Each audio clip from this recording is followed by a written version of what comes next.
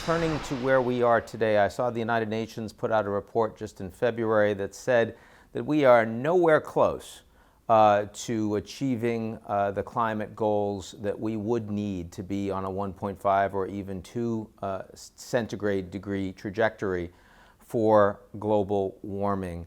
It was a red alert from their perspective. In your words, how screwed are we?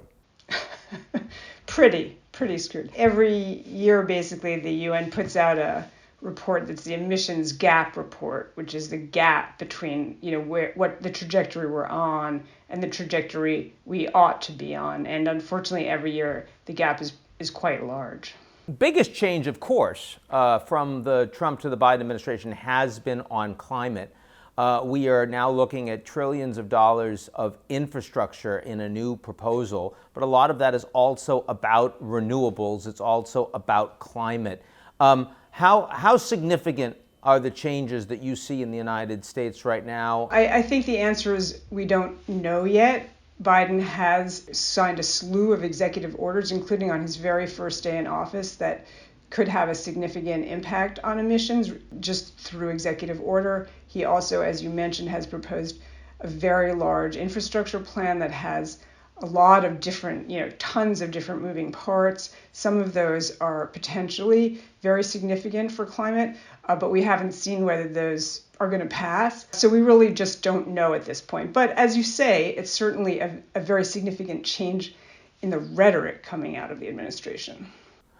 Do you think that the change in trajectory in the United States, have we passed the tipping point in terms of awareness and momentum that we are transitioning out of fossil fuels, or is it way too early to say that? I don't in any way want to minimize that we're at some kind of watershed, whether we're really at an inflection point where emissions are going to start not just flatlining, which they have basically been flatlining in the US, but really going down at a very rapid rate, which is what we really need to see if the world has any hope of reaching those UN goals, is very much an open question at this moment.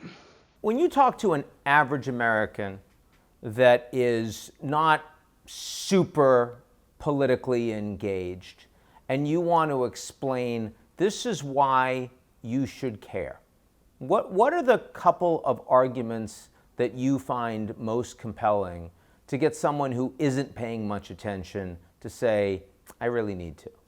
Well, I think that the single, clearest argument is that climate really underlies everything that we do. It's what we eat, where we farm, where we can live, sea level rise.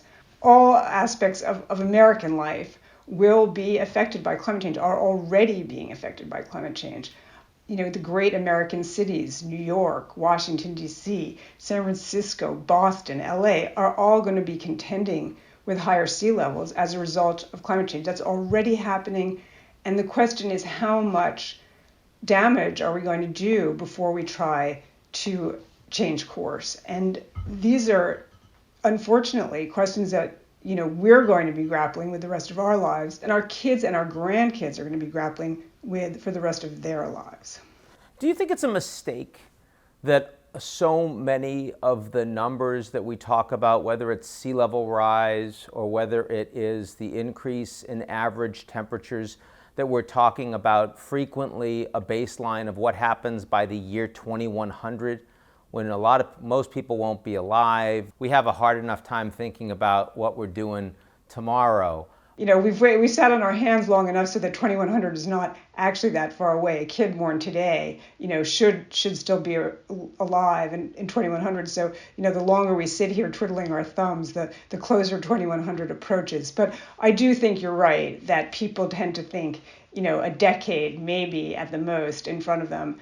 Unfortunately, though, we could be talking in decadal terms. Every decade now is warmer than the decade before, and we're seeing the damage pile up. It's not, this is not a secret here. We saw the tremendous wildfire season in California last fall, the hurricane season in the Gulf. These are all connected to climate change, and we're just going to keep seeing more of that. It's much more difficult to pinpoint exactly what kind of climate-related disasters you're going to see in that sense than it is to say what the average global temperature is going to be in 2100, but the evidence is unfortunately all around us.